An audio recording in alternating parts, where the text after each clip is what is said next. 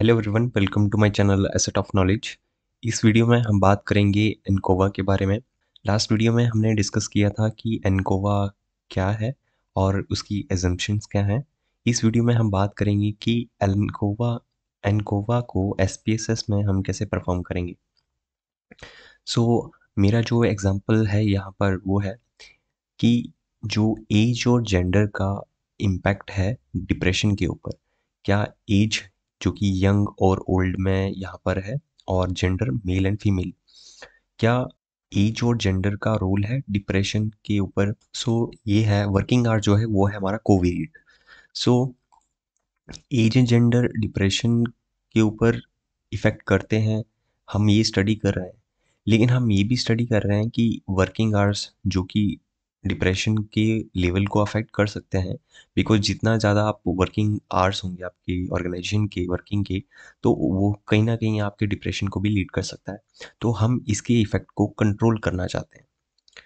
So let's start. सबसे पहले आप जाएंगे एनालाइज में, और आप जाएंगे जनरल लीनियर मॉडल में, और यहाँ पर पहला ऑप्शन है यूनिवेरिएट। तो यूनिवेरिएट में मैं डिपेंडेंट वेरिएबल जो है हमारा डिप्रेशन है, तो मैं यहाँ पर डिप्रेशन डाल देता हूँ। फिक्स फैक्टर हमारे जो इंडिपेंडेंट वेरिएबल्स होंगे इनको हम फिक्स फैक्टर में डाल देंगे। और जो वर्किंग आवर्स है जो कि हमारा कोवेरिएट है, तो उसको मैं यहाँ पे कर दूंगा। अब यहाँ पर बहुत सारे ऑप्शंस आ रहे हैं। मैं ऑप्शंस पे क्लिक करके यहाँ से कुछ जो जो मुझे चाहिए आउटपुट में, तो मैं यहाँ से टिक कर लेता हूँ होमोजेनियस और एस्टिमेट्स। तो फॉर द टाइमिंग मैं इनको क्लिक करके देखता हूँ, और लेट्स सी कि आउटपुट में क्या हमारा आता है।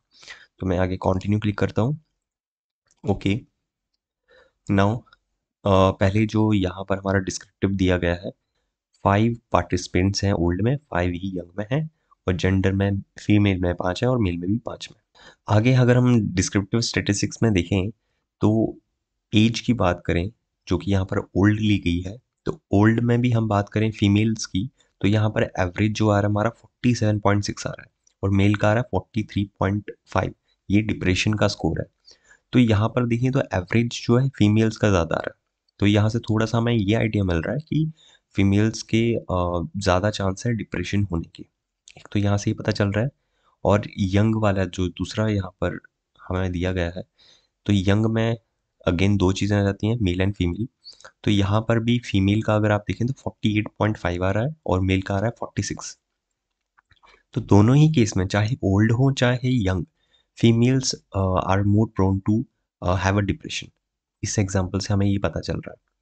आगे देखते हैं Levene test of equality of error variance.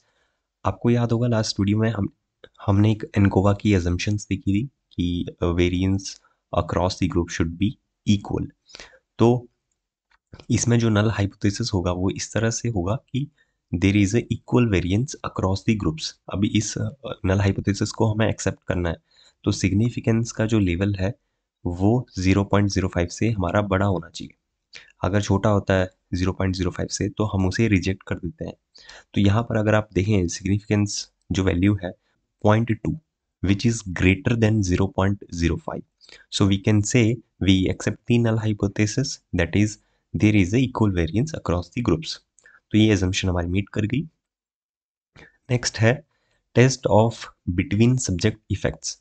अभी यहाँ पर हम बात करेंगे कि ये जो हमने इंडिपेंडेंट वेरिएबल्स लिए थे या इवन कोवेरिएट लिए थे, क्या वो सिग्निफिकेंटली अफेक्ट कर रहे हैं डिपेंडेंट वेरिएबल के ऊपर या नहीं। तो पहले हम देखते हैं वर्किंग आवर्स। तो वर्किंग आवर्स का अगर आप सिग्निफिकेंस देखें, तो ये 0.86 आ रहा है, जो कि 0.05 से बड़ा है, which means it is insignificant. तो इसका इतना ज़्यादा फर्क नहीं पड़ रहा है डिप्रेशन के ऊपर। अगला देखते हैं एज का। तो एज का भी 0.14 आ रहा है, ये भी 0.05 से बड़ा है, इट मीन्स ये भी इनसिग्निफिकेंट है। एज का भी ज़्यादा प्रभाव नहीं पड़ रहा है डिप्रेशन के ऊपर। लेकिन जो नेक्स्ट वाला है जेंडर, जेंडर का आप देखेंगे तो 0.020, जो कि 0.05 से छोटा है। तो हम ये कह सकते हैं कि यस, जेंडर का एक